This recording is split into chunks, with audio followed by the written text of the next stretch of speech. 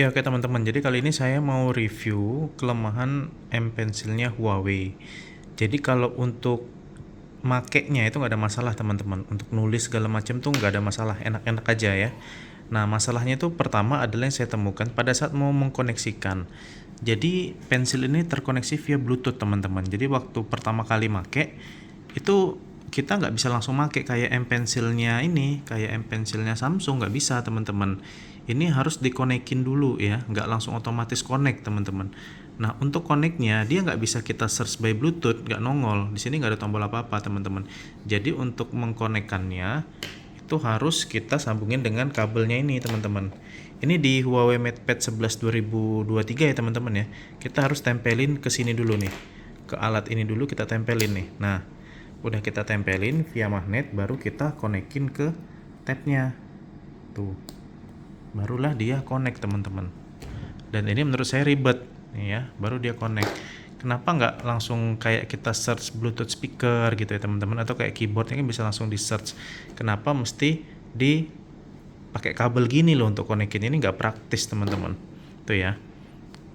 Oke, terus yang kedua adalah misalnya nih, ini kita udah kita konekin, terus lama nggak kita pakai kan, udah kita simpen gitu ya. Nah ini M Pencilnya lama-lama akan disconnect dia teman-teman.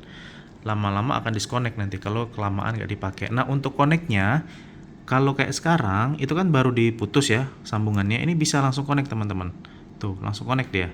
Tapi pengalaman saya kalau dia udah lama nggak dipakai gitu ya, misalnya udah beberapa jam nggak dipakai, saya nggak nyatet juga sih berapa lama waktunya.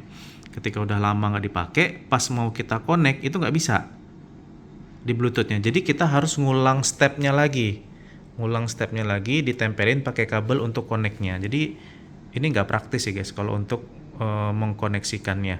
Nah kalau Huawei MatePad Air itu udah otomatis bisa ditempel di atas.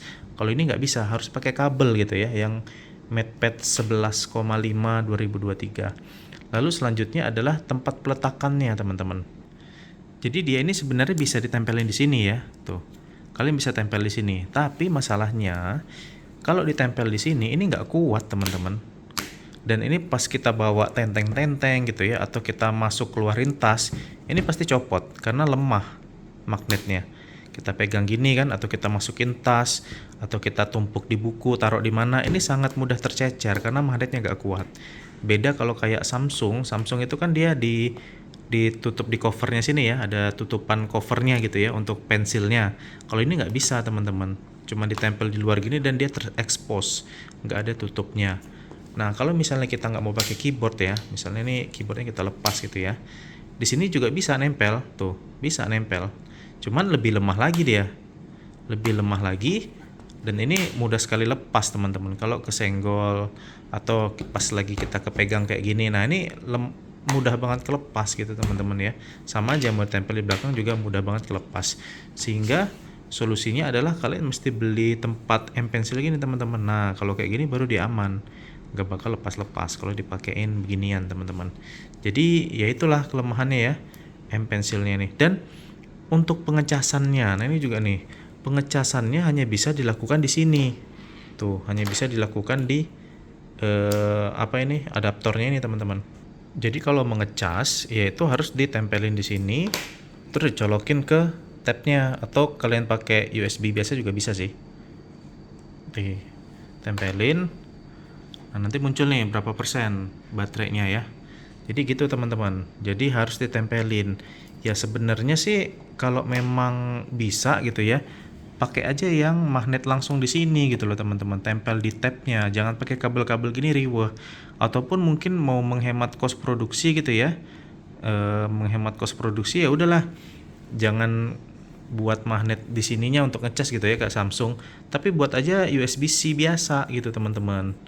Kayak ini nih kebetulan laptop saya juga Yoga 7i yang detachable ya.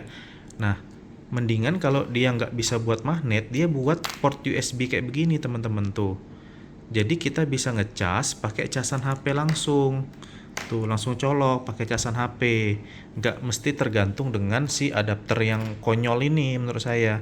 Ya buat aja lah colokan USB gitu kan. Jadi kita bisa ngecas pakai colokan USB HP biasa. Kalau ini ya, ini kalau ininya hilang itu ya udah selesai, nggak bisa ngapa-ngapain. Dicas nggak bisa, dikonekin ke tabnya juga nggak bisa. Jadi betul-betul sangat ketergantungan dengan kabel ini teman-teman tuh ya. Jadi agak nggak praktis aja menurut saya teman-teman.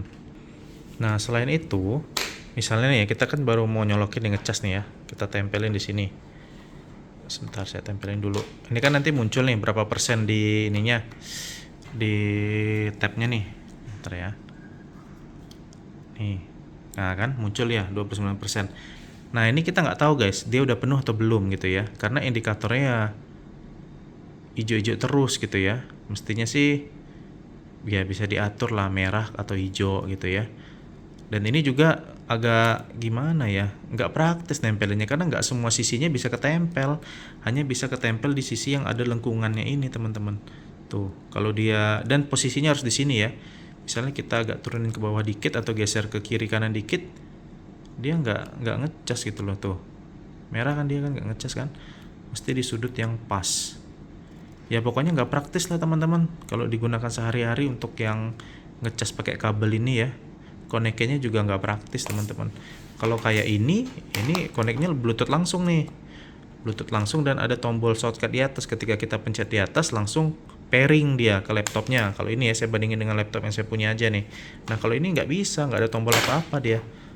Mestinya bikin tombol satu gitu ya buat pairing langsung dan ngecasnya di USB. Nggak mesti pakai kabel-kabel ini nih, percuma banget gitu ya teman-teman ya.